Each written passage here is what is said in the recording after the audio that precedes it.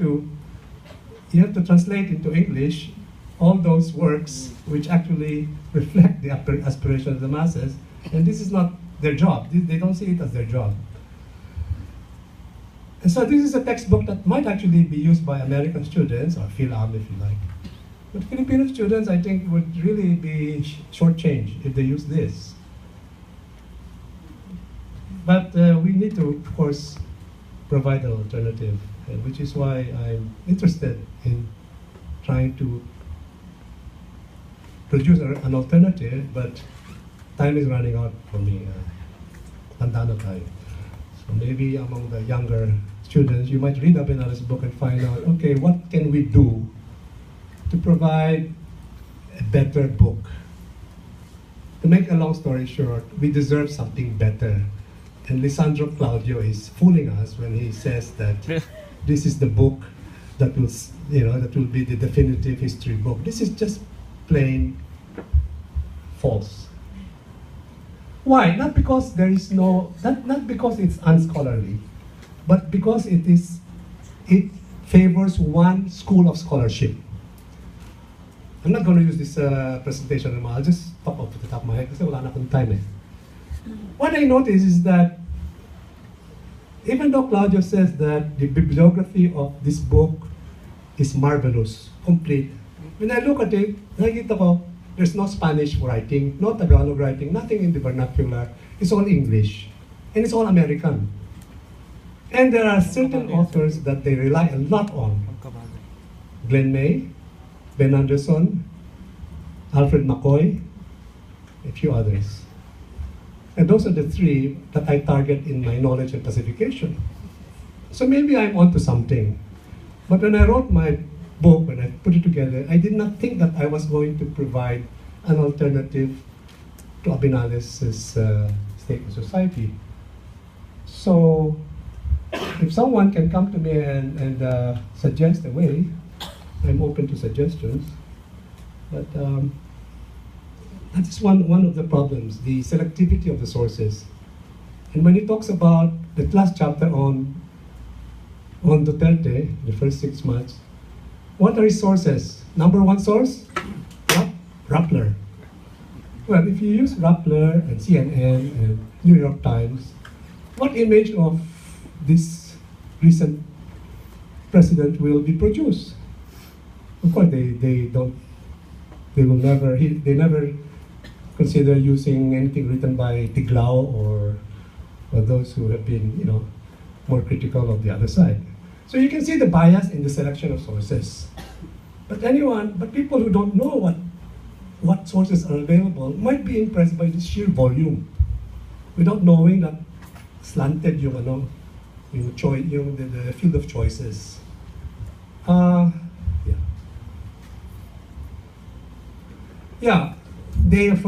example, in talking about the rivalry between Bonifacio and Aguinaldo, the Abinales relies on Alfred McCoy. And what is this book by Alfred McCoy? It's not a book that McCoy wrote about Aguinaldo and Bonifacio. It is something about brothers, about what? Closer than brothers. And but then he refers to Bonifacio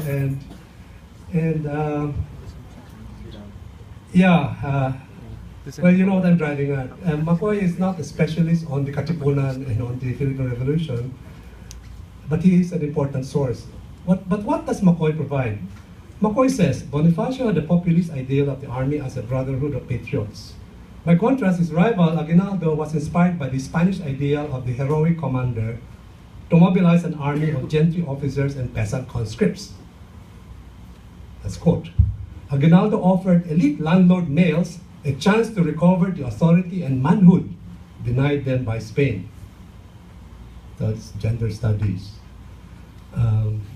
So these guys who were leading the war against the Spanish and the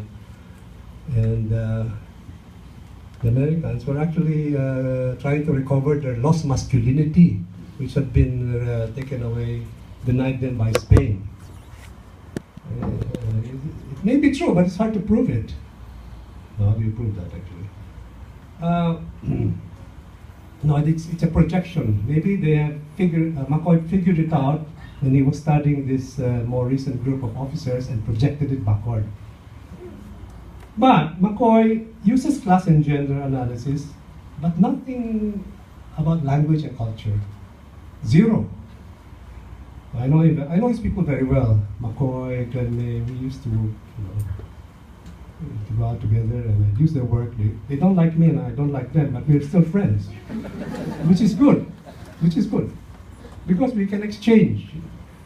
It's the same thing when I had a debate with my colleague in the department, Lila Guerrero.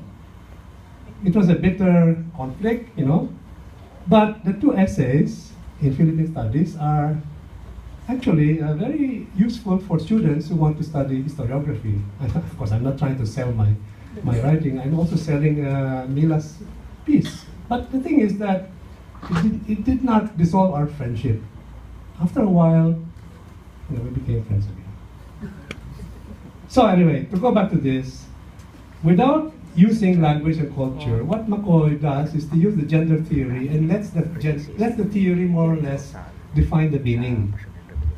That's my problem. There is something to be learned about, the studies of masculinity and all that. But if he only related it to, say, Tagalog literature or something like that, or interviewed real people in their own languages, then he could come up with the nuances and meanings. But what happens when these people write about the Philippines, including some Filipinos who are very savvy in theory, is that they're so good in theory, but kulang sa reality. So I read them and I shake my head. Maybe this is a consequence of getting old, because I used to also show off my theory when I was in my 30s. And then I realized it was really just showing off how good you were and how you deserve a PhD, and you can say Foucault. But what do you really understand? Of course I'm glad I read those things, but understanding what I read sometimes would come 20 years later when I have had enough knowledge of real life to actually connect the theory to reality. And so in this book, you have a lot of reliance on McCoy, May, Anderson, who themselves, in my view, couldn't really understand how Filipino leaders thought and spoke. In my book, I'm also trying to get you interested in looking at my book, Knowledge and Pacification, because the title is it's not selling my book, because people look at it and it's a bit heavy, Knowledge and Pacification. But really it's about the Philippine-American War. The Philippine-American War and how the politics of remembering and forgetting have influenced the way that we think about America today, and also the way that Americans write about the Philippines. So, in my book, I talk about how leaders actually sustain the morale of their troops. I talk about the leaders, how the elite leaders use rhetoric in order to get their, even though they were mobilizing their tenants or people in debt to them, they still had to speak to them in their language. Because Glenn May's theory is that those revolutionists made their followers afraid of them. Fear. Remember that. They were insisting, no, it's fear. But knowing Filipinos, I'm not as knowledgeable as many of you even are knowledgeable here. It's not fear alone. There's an element of fear. Maybe it's more like awe. Believe, parang you're intimidated by the power of the leader, but not fear.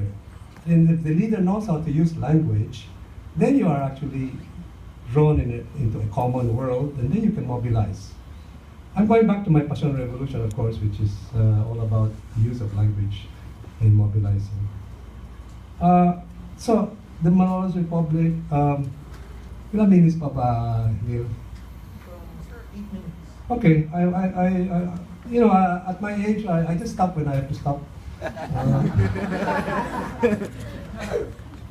But some of the young lecturers, you know, or some of the old people who are medyo out of tune with reality, they just keep on going. Just tell me when to stop, okay? I'll go to the end. Oh, sorry.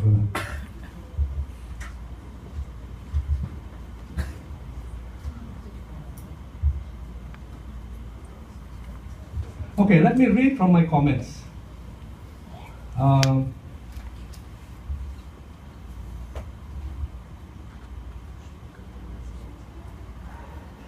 For example, the early years of American rule, they have a section, early years. They talk about state building,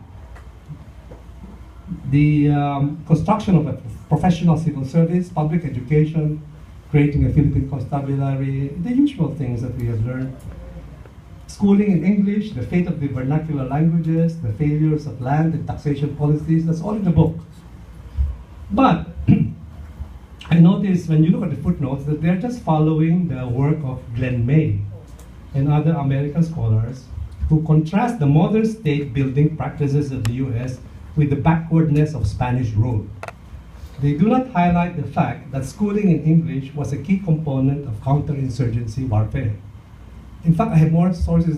They really were directly saying that in order to, for example, talk about some Batangueños who were continuing to resist the Americans under Malvar. How do we put an end to the insurrection? Because the problem, sabi ng American generals, is because these Filipino peasants were communicating to their leaders in Tagalog.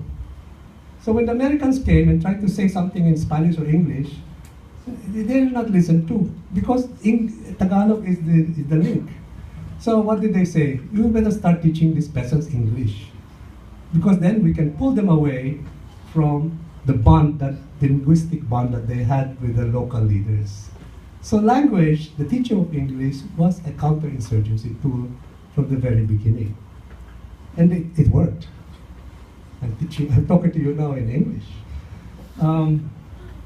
But we can also use the language against the intentions of those who introduced it, okay? It's just like my thesis about Passion. Okay, the Passion was introduced by the Spaniard, the story of Jesus Christ. But we read the text and localized it in such a way as to use it against the colonizer. So we can use English in the same way.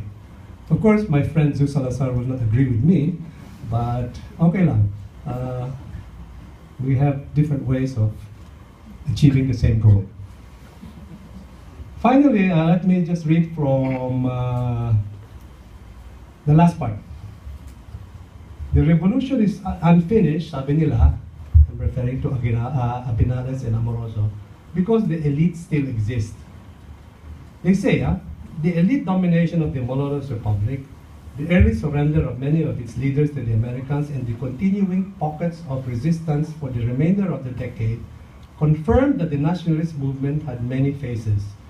The birth of the Filipino nation was not only aborted by US colonialism, as many Filipinos feel today, it was already riven with class conflict.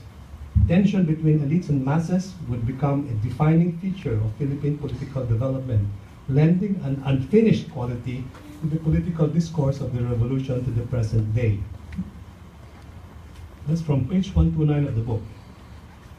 Amoroso and Abinales downplay the idea, this is my comment, they downplay the idea, popular among Filipinos, that US colonialism aborted the birth of the Filipino nation.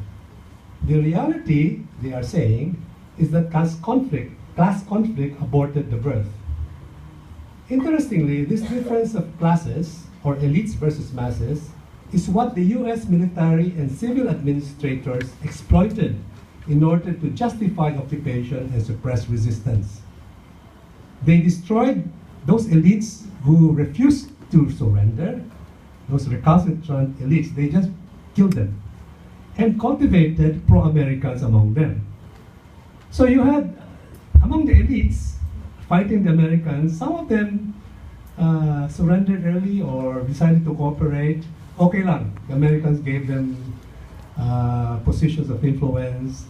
But those who refused, even though they were elites, they share the same fate as people like Sakai.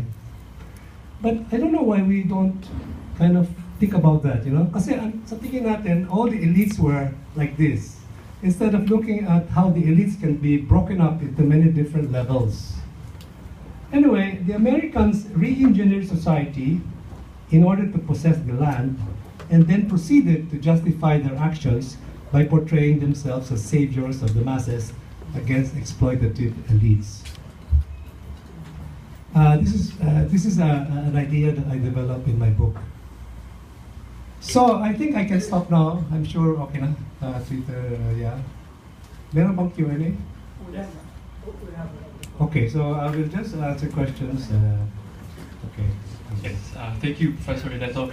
Before we go to the Q&A, I would just like to acknowledge some of the distinguished people who are in attendance today, including the Dean, Dr. Maria Reynaldo is hiding backstage, and also Professor Emeritus Professor Maria Luisa Camagay, Professor Evelyn Miranda, and also we have Professor Victor Paz from the Archaeological Studies Program, Professor Jose Romero Hernandez from De La Salle University, Professor Ian Caldwell from the University of Leeds, and alumni, I'm sorry, I couldn't, but alumni and students of the History Department. So we're ready for the first question. Yes, and you can use the mic over there.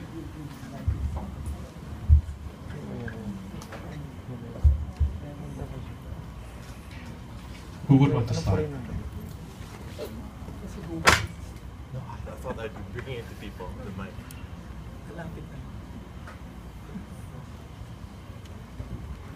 Okay, Ian. Yes. Professor Caldwell and then Professor Victor Paz. Victor Paz, or you? Use the microphone. No, you go. I'll go first. Okay, so with the microphone. Sorry. Thank you very much. I too have been struggling to find a definitive history of the Philippines.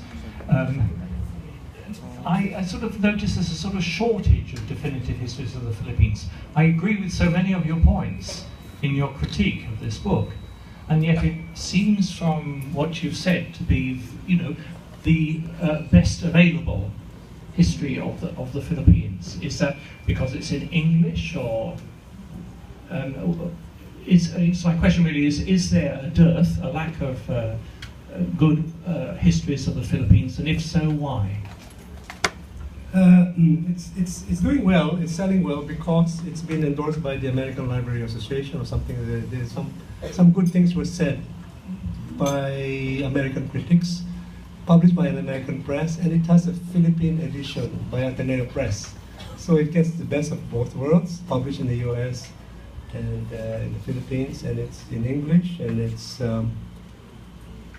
comprehensive. It goes way back to the Ming Dynasty, or even before that. It goes all the way up to the last chapter now is the first 6 months of Duterte. So it's an all-in-one book for some people who don't want to buy anything more than one book that will teach them all about Philippine history and politics. But my problem with it is that it claims to unseat Agoncillo's book, History of the Filipino People, which I have read, I have copies of. But when I've read this one, I really cannot accept that, because of course Agoncillo's book is not as comprehensive and it's got its own faults, but Agoncillo's sources were actually more diverse, and also he used a lot of indigenous Filipino sources. And that's one thing that we mustn't forget. You cannot. A perspective is something that each historian has, a unique one. And the perspective of Abinales, even though he's a graduate of the UP History Department, me very strangely doesn't seem like anything I saw in the History Department when I was teaching here. Because I think inaway siya ni Agoncillo, or inaway niya si Agoncillo, or something. maybe he's trying too hard to present something that will topple the old master.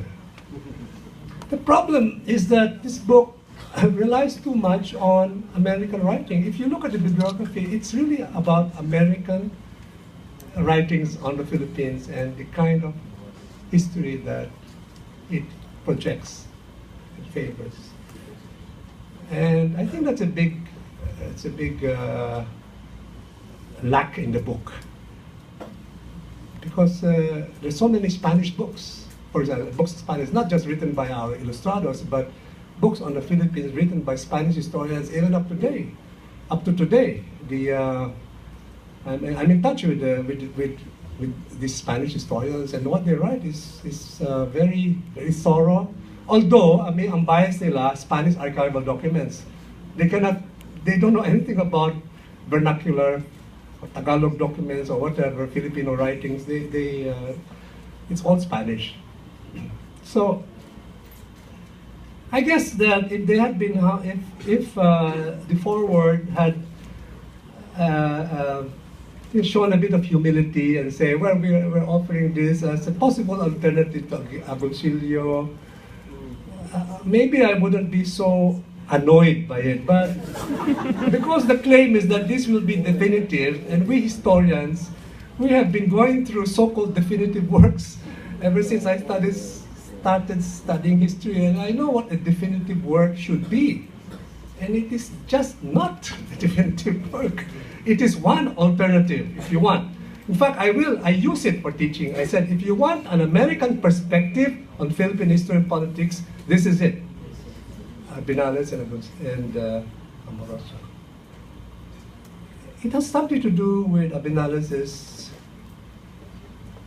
perception of America, but that's something that I would rather not go into, because he has to write his autobiography someday and tell us about what happened when he went to America, because it changed the worldviews of certain people, but they don't want to write it. I've tried to pave the way for doing that by writing about my father and me when we went to the US. It's in the book. But the others don't want to follow my suggestion and, lay your cards on the table. What did you think? What did you see? What did you learn when you went to America? Because I think a lot of the problems we're having is the continued hegemony of certain structures of thinking about Philippine society and politics that go back to the early years of American occupation. Philippine-American Wars, the beginning of a new way of looking at the Philippines. And the Spanish perspective was pushed out deliberately by the Americans. Anyway, I'm going on and on. Next question. Professor Victor Paz. Hello. I'm really delighted that you gave this talk, and it's strongly a historiographical talk and a critique of a very popular book, which I have to admit I've seen it. I've seen it, and Is it popular? yes, it's we have a bookshop in the University Hotel, and it's a setting like Puto. There are 2 copies already. So now that I know what's inside, but I say, well, wonder why it's so popular. But I have 2 points that I suppose you can respond to. First is, I see what you were doing, that you got Sandro Claudio's comment, right, declaring it definitive. But did Jojo Abinales declare his work as definitive? Maybe he wasn't really he wasn't claiming that. So Yeah. I wonder. Possible. So the other thing is that although he was a very prolific writer, Jojo Abinales was always writing after he left the history department on political science matters and articles, and he was never really with a bit of strong historiographical background.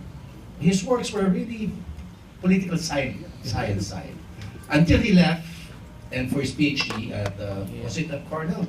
Yeah, Cornell. Yeah. And then he wrote this book. So when I was seeing this book, I was just thinking it's another political science book. In fact, it's in the category political science in the bookshop. So that's one. Maybe you can respond to that later. But the other thing that I'm interested in, that now that you, I'm also delighted that you mentioned that you might have a history book, Philippine history book in the near future. But do you think that one big problem of all of our books, and it has been a discourse, but not really a strong, dominant discourse, is the dilemma of agreeing on a periodization? Yeah. And that is really a dilemma. And I was just wondering, when you do write your book on Philippine history, are you going to follow the old periodization? No. Or is there, of course not, but will it be a political periodization centered on the state, the development of the state, or will it be a true history of the Filipino people? Actually, I already have a periodization.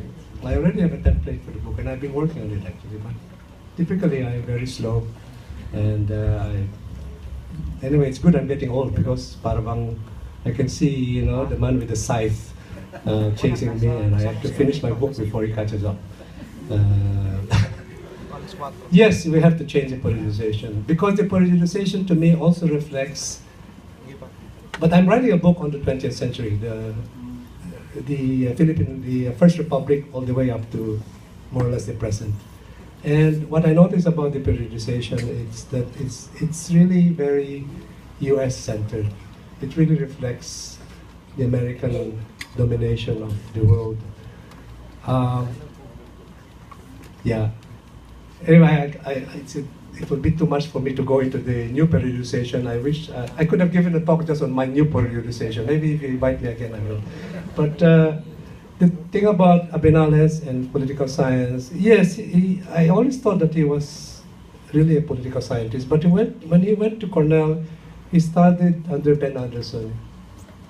And Ben Anderson, who passed away 2015 December, is someone that both of us knew, but I knew Anderson from the early stage of his scholarship. I met him in 1968 when he was working on Java, and he was using a lot of cultural analysis and language. That's why he was very supportive of Passion Revolution. But the Anderson that supervised Abinales was the Anderson of imagined communities.